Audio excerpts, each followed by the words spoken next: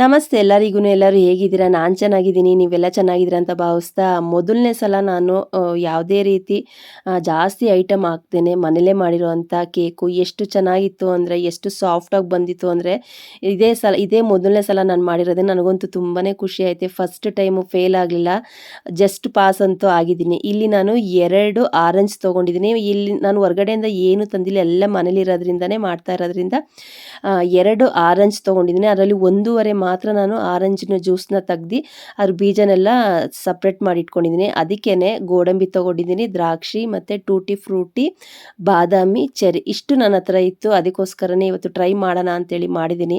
ಮುಂದೆ ಹೇಗೆ ಬಂತು ಅಂತ ಹೇಳ್ತೀನಿ. ಇಲ್ಲೊಂದು ಟಿನ್ ತೊಗೊಂಡಿದ್ದೀನಿ. ನನ್ನ ಹತ್ರ ಫಸ್ಟೇ ಕೇಕ್ ಮಾಡೋದಿತ್ತು. ಕೇಕ್ ಇಲ್ಲ ಅಂತಂದರೆ ಈ ಥರದೊಂದು ದೊಡ್ಡದು ಚೊಂಬಿರುತ್ತಲ್ಲ, ಅದರಲ್ಲಿ ಕೂಡ ನಾವು ಮಾಡ್ಬೋದು. ಇದಕ್ಕೆ ನಾನು ಟಿನ್ಗೆ ಸ್ವಲ್ಪ ಎಣ್ಣೆ ಹಾಕ್ಕೊಂಡು ಬಟರ್ ಪೇಪರ್ನ ಹಾಕಿ ರೆಡಿ ಮಾಡಿ ಇಟ್ಕೊಂಡಿದ್ದೀನಿ. ಇಲ್ಲೊಂದು ಪ್ಯಾನ್ ತೊಗೊಂಡಿದ್ದೀನಿ. 1 ಬಟ್ಲು ಸಕ್ಕರೆಯಲ್ಲಿ ಅರ್ಧ ಬಟ್ಲು ಸಕ್ಕರೆ ಹಾಕ್ಕೊಂಡು 1-2 ಸ್ಪೂನಷ್ಟು ನೀರನ್ನ ಹಾಕ್ಕೊಂಡು ಇದನ್ನು ನಾನು ಸಕ್ಕರೆನ ಕರಗಿಸ್ಕೊತೀನಿ. ಸ್ವಲ್ಪ ಕಲರ್ ಚೇಂಜ್ ಆಗಬೇಕು.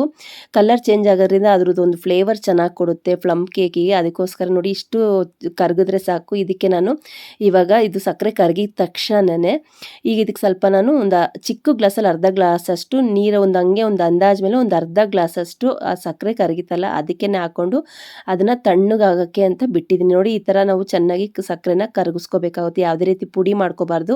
ನೋಡಿ ಕಲರ್ ಸ್ವಲ್ಪ ಚೇಂಜ್ ಆಗಿದೆ. ವೈಟ್ ಸಕ್ಕರೆ ಅಲ್ವಾ, ಅದಕ್ಕೋಸ್ಕರ ಇಷ್ಟೇ ಕಲರ್ ಮಾಡ್ಕೊಂಡಿದ್ದು. ಬೇಕು ಇನ್ನೊಂದು ಸ್ವಲ್ಪ ಡಾರ್ಕಾಗಿ ಕೂಡ ಮಾಡ್ಕೋಬೋದು. ಇಲ್ಲೊಂದು ಬೌಲ್ ತೊಗೊಂಡಿದ್ದೀನಿ.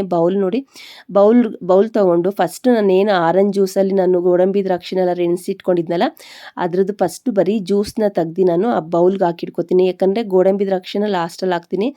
ಅದೇ ಜ್ಯೂಸ್ಗೆ ನಾನು ಏನು ಸಕ್ಕರೆನ ಕರಗಿಸಿ ನಾನು ಸಿರಮ್ ಮಾಡ್ಕೊಂಡಿದ್ನಲ್ಲ ಅದನ್ನು ಡೈರೆಕ್ಟಾಗಿ ಆ ಜ್ಯೂಸ್ಗೆ ಹಾಕ್ಕೊಂಡು ಎರಡೂ ಚೆನ್ನಾಗಿ ಮಿಕ್ಸ್ ಮಾಡ್ಕೊತಾ ಇದ್ದೀನಿ. ಚೆನ್ನಾಗಿ ಮಿಕ್ಸ್ ಮಾಡಬೇಕು. ನೋಡಿ ಎಷ್ಟು ಚೆನ್ನಾಗಾಗಿತ್ತು ಅಂದರೆ, ನಾನು ಮೊದಲನೇ ಸಲ ಮಾಡಿದಲ್ವ, ನನಗೆ ತುಂಬಾ ಖುಷಿ ಆಯಿತು ಇಷ್ಟು ಚೆನ್ನಾಗಿ ಬಂದೈತಾ ಅಂತ. ಇಲ್ಲಿ ನಾನು ಮೈದಾ ಹಿಟ್ಟು ಹಾಕ್ತಿಲ್ಲ, ಗೋಧಿ ಹಿಟ್ಟು ಹಾಕ್ತಾಯಿದ್ದೀನಿ. ಚಿಕ್ಕ ಬಟ್ಲಲ್ಲಿ 1 ಬಟ್ಲಷ್ಟು ಗೋಧಿ ಹಿಟ್ಟು ಹಾಕಿ ಅದಕ್ಕೊಂದು ಅಳತೆ. ಫಸ್ಟೇ ನಾವು ಜಾಸ್ತಿ ನೀರು ಹಾಕ್ಬಾರ್ದು, ಮತ್ತು ತೆಳ್ಳಗಾರೆ ತುಂಬ ಕಷ್ಟ ಆಗುತ್ತೆ. ಒಂದು ಹದವಾಗಿ ಇರಲಿ ಅಂತೇಳಿ ಸ್ವಲ್ಪನೇ ಸಕ್ಕರೆ ನೀರು ಹಾಕೋತಾ ಇರೋದು. ನಾನು ಕರಗಿಸಿ ಇಟ್ಕೊಂಡಿದ್ದಲ್ಲ, ಇನ್ನೂ ಅರ್ಧ ಬಟ್ಲು ಸಕ್ಕರೆನೂ ಕೂಡ ಕರಗಿಸಿ ನಾನು ಇಟ್ಕೊಂಡಿದ್ದೆ. ಚೆನ್ನಾಗಿ ಮಿಕ್ಸ್ ಮಾಡಿಬಿಟ್ಟು ಇದಕ್ಕೆ 2 ಸ್ಪೂನಷ್ಟು ನಾವೇನು ಅಡುಗೆಗೆ ಹಾಕ್ತೀವಲ್ವ ಆ ಎಣ್ಣೆ ಹಾಕ್ಕೊಂಡಿದ್ದೀನಿ. ಅದನ್ನೆಲ್ಲ ಹಾಕ್ಕೊಂಡು ಚೆನ್ನಾಗಿ ಮಿಕ್ಸ್ ಮಾಡಿಕೊಂಡು ಈ ಟೈಮಲ್ಲಿ ಡ್ರೈ ಫ್ರೂಟ್ಸ್ ಹಾಕ್ಕೊಂಡು ಮಿಕ್ಸ್ ಮಾಡ್ತಾಯಿದ್ದೀನಿ. ಇದು ಚಕ್ಕೆ ಪುಡಿ 1 ಸ್ಪೂನಷ್ಟು ಚಕ್ಕೆ ಪುಡಿ ಹಾಕಿದ್ದೀನಿ. ಏಲಕ್ಕಿಕಾಯಿ ಪುಡಿ 2 ಏಲಕ್ಕಿಕಾಯಿನ ಕುಟ್ಟಿಟ್ಕೊಂಡಿದ್ದೆ, ಅದನ್ನು ಹಾಕಿದ್ದೀನಿ. 2 ಸ್ಪೂನಷ್ಟು ನಾನು ತುಪ್ಪನ ಕಾಯಿಸಿ ಇಟ್ಕೊಂಡಿದ್ದೀನಿ. ಯಾಕಂದರೆ ನಾವು ಮೊಟ್ಟೆ ಏನೂ ಹಾಕ್ತಾ ಇರೋದ್ರಿಂದ ತುಪ್ಪ ಹಾಕಬೇಕಾಗುತ್ತೆ. ಇದು ಅಡುಗೆಗೆ ಹಾಕೋಂಥ ಸೋಡಾ, ದೋಸೆ ಇಡ್ಲಿಗೆ ಹಾಕ್ತೀವಲ್ಲ ಅದು.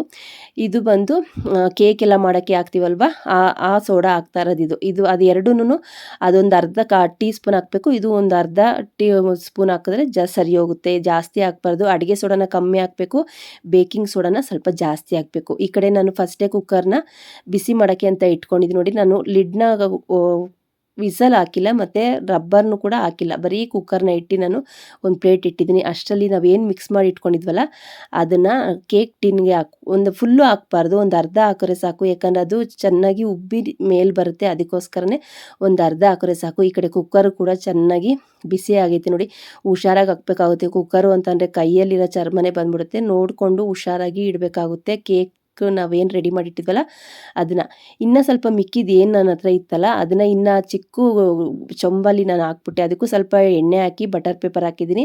ಅದೊಂದು 1/4 ಭಾಗ ಆಗಿತ್ತು. ಅದಕ್ಕೊಂದು ಚೆರ್ರಿ ಇಟ್ಟು ಲಾಸ್ಟಲ್ಲಿ ಅದನ್ನು ನಾನು ಬಾಣಲಿಲಿ ಇಟ್ಟು ಡೈರೆಕ್ಟಾಗಿ ಇಟ್ಟು ಒಂದು 40-45 ನಿಮಿಷ 50 ನಿಮಿಷನಾದ್ರೂ ಕೂಡ ಇದನ್ನು ನಾವು ಸಿಮ್ಮಲ್ಲಿ ಇಟ್ಕೊಂಡೇ ನಾವು ಬೇಯಿಸ್ಬೇಕಾಗುತ್ತೆ. ನೋಡಿ ಯಾವ ಥರ ಬಂದೈತೆ ಅಂದರೆ, ನಿಜವಾಗ್ಲೂ ಹೇಳ್ತೀನಿ ಫಸ್ಟ್ ಟೈಮ್ ಮಾಡಿರೋದು. ನನಗೆ ಖುಷಿನೇ ಆಯಿತು. ಯಾಕಂದರೆ ಇದರಲ್ಲಿ ಜಾಸ್ತಿ ನಾನೇನು ಹೊರಗಡೆಯಿಂದ ತಂದು ಏನೂ ಮಾಡಿಲ್ಲ, ಎಲ್ಲ ಮನೇಲಿರೋದ್ರಿಂದನೇ ಒಂದು ಟ್ರೈ ಮಾಡಿರೋದ್ರಿಂದ ನನಗಂತೂ ಖುಷಿ ಆಯಿತು.